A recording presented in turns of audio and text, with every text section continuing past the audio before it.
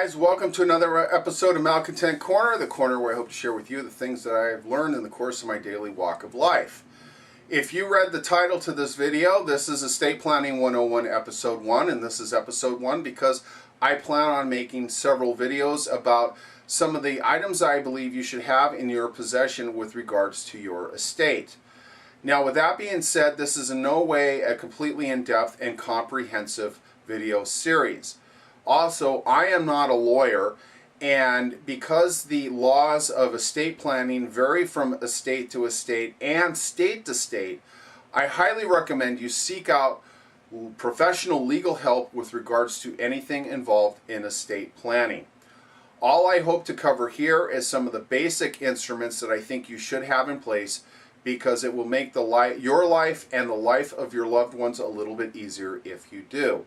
Now, this video is probably going to be the longest of the batch because it is probably the most important of the batch, and that is your last will and testament. Now, most people know what a last will and testament is. However, I am actually surprised on how many people do not have a last will and testament. I don't know why, but a lot of people do not have one. And if you don't have one, please go and get one. Now, I know talking to a friend of mine, I said, why do you not have a last will and testament? And he said, simple, if anything happens to me, my wife will get it. And there is a certain degree of validity to that. But as I told him, yeah, but what if you and your wife are driving in the same car that gets taken out by the drunk driver that crosses the center line? Or what if you're both on the same airplane that happens to go into the ground? Who's going to look after your children? What's supposed to happen with your possessions? So that brings up a point. If you have any number of things, such as a spouse, a house, children, or financial vehicles, it is probably in your best interest and your family's best interest to have a last will and testament. There's nothing that says you have to have one, but you should have one. Now, if you die without one, that is called an intestate estate, and typically at that point, state law applies. And state law, again, varies from state to state, but the progression of physical things, of the possessions of your estate, typically go like this. If you pass, everything will go to your spouse. If your spouse passes, everything will go to your heirs. Now, the problem can arise if you don't have any heirs, in which case everything will go to the state, or if your heirs are underage. You need somebody to keep an eye on your kids until they grow up to be old enough to take care of themselves. And that's where a last will and testament can come in handy. Now, a last will and testament, again, is basically a legal document that goes up before a judge, and it would stand in for you, much as you would stand before a judge, telling the court what you want done with your physical possessions. It typically goes like this. I, being of sound mind and judgment, and you'd put your name in there, desire all my possessions to go to my spouse. In the event that my spouse precedes death before me, I want everything to be X. And within X, you will define what you want done with the affairs of your estate. If you have underage children, you can appoint a guardian over them till the age of consent. You can define, you don't have to give everything to your children. You can, if you have a collection of, say, train stuff, you can donate that to the local train museum if they're interested in having that. If you have a collection of Hummels, you can donate that to a charity of your choosing. That X is where you actually tell the people, the executor, and the court what you want done with your possessions. Now, the executor is nothing more than a person of your choosing that you elect to have oversee the disbursement of your estate. It can be anybody of your choosing. I personally would tell you to try to pick somebody who's not in direct line, who stands to gain a lot from the estate. And the only reason why I do that is to keep it above board. If you pick a direct family member, say your son or daughter, there may be a case of jealousy that does arise out of that. Obviously, you want to try to avoid that. So I always recommend trying to pick either a good friend or a family member that's not direct. It can be an aunt, could be an uncle, a brother, sister, sister-in-law, something like that. but somebody you trust, because again, they are overseeing the disbursement of your estate.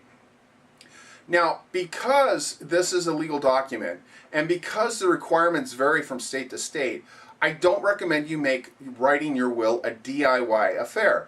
You can, but usually when people do a DIY affair, they stumble into pitfalls or make mistakes that are quite honest or quite well-meaning and an honest mistake, but because of state law, the will not, the contents of that particular thing that is in conflict with the law cannot be completed. So with that being said, please write a will and take it before a lawyer, have them look over it, make sure that it works within the confines of your state law, and most of all, make sure that it has the necessary signatures or notarization to make it a valid will. The requirements for a valid will vary from state to state. Some states require two witnesses and a notary. Some require just a notary. Some just require 2 witnesses. Please, just do it right. Write out what you want. Put some thought into it. And make sure it's notarized and signed. Typically, when you have it all figured out and it's all written up, you will typically register that will with your local courthouse in the county that you live in. But I also recommend you do keep a copy on hand and leave it in a location where people know where it is at, so that way, if needed, it does exist, people can grab it and they can use it. A will is not any good unless people are aware that it is around. So again, you want to make sure it's registered with the court, and by all means have a copy on hand for those who will be dealing with the affairs of your estate.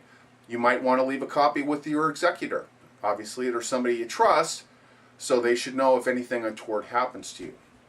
Now, again, you don't have to have a will, and if you decide you want to write one up at home, you can write what's known as a holographic will. And that is basically a will where it's not notarized, it's not witnessed, but you just write out what you want done with the remains of your estate upon your passing. However, not every state will recognize that. I think only about 25 states currently will recognize a holographic will. So again, you owe it to yourself to do it right, or actually you owe it to yourself and your family to do it right and do it within the confines of the state law. Now, you may hear of something known as a deathbed will. And all a deathbed will is somebody who has been given a terminal diagnosis by the medical profession, and they decide they want a will written up. You can have one. I advise people not to wait to that late in the game to get one. And the reason why is it's not the location where the will is done. You can do a will anywhere. Hospital, hospice, at home. However, in the rush to get it done, usually there are things that are forgotten or just not thought about, or mistakes that can happen. There is, for example, a case where I heard of a gentleman that was told he had weeks to live. He rushed and got a will done. Well, now it became a problem because he wrote in his will that he was a married person when in reality he was a widowed person. And before the court, it brings the question into mind of just how sound of mind and judgment was he. Now, with that being said, most wills will not be contested in court. However, every once in a while, somebody will feel cheated due to the contents of your will and may contest it. And they can contest it on the grounds that it was a forgery, that it was coerced, any number of things. So by all means, if this is your will, try to keep it as above board as possible. Make sure the witnesses you have are third-party witnesses, maybe friends, nobody that stands to gain. Again, try to keep it as clean and as separate as possible so that if somebody decides to be the fly in the ointment, that they don't really have any legal ground to stand upon. Now again, that's just every once in a while somebody will feel cheated and they will contest a last will and testament. Now, as I said, if you have it done, you've registered it at the state, at the local courthouse, you have a copy, but you need to freshen your will up if you have major life-changing events. For example, if you have had additional family members, you may want to freshen your will up. If the person you have listed in your will, you're no longer married to that person or now married to somebody else, you will want to freshen up your will. Now, some states, from my understanding, will recognize that the will is not, if you leave something to your spouse and that spouse is no longer your spouse, that they will not stand to gain from that, and your latest spouse is the actual person that should get everything. But I understand, perhaps incorrectly, some states take the will at its letter. So if you say you want everything to go to your spouse and that was your spouse 3 spouses ago, they get everything. So again, keep up to date on your will, especially if you have had a divorce and a remarriage, or if you have additional children which have come into the family since the last time you wrote your will. That one comes fresh to my mind because I had a friend whose father was a lawyer, out of all people. He did a will, but he did will when he had 4 children. Subsequent to that, he had 2 more children and he never updated the will. So when upon his passing, they go through the will, they find out the last 2 children are not even mentioned in the will. Now fortunately, that family got along and they divvied things up 6 ways. I'm not sure how that would work out in the court of law, but it's best if you don't even have to go near that bridge to cross it. Just update it if you have additional children. So there you have it. That is pretty much it with your last will and testament. It doesn't have to be anything hugely elaborate, but again, you want to kind of define who you want or what you want done with your earthly possessions when you are no longer in need of them. I hope this helps you. If you do have children or a house or a spouse or any of that, please go out and get yourself a will. It just makes the life of those left behind a little bit easier, and it takes any questions out of anything with regards to what you may have wanted with your earthly possessions. So as always, I thank you very much for watching me here at Malcontent Corner. I hope you like this video. If you do, please give me a thumbs up. If you don't, feel free to give me a thumbs down. But as always, again, I thank you for watching me, and I hope to see you back again here soon. Until later, take care.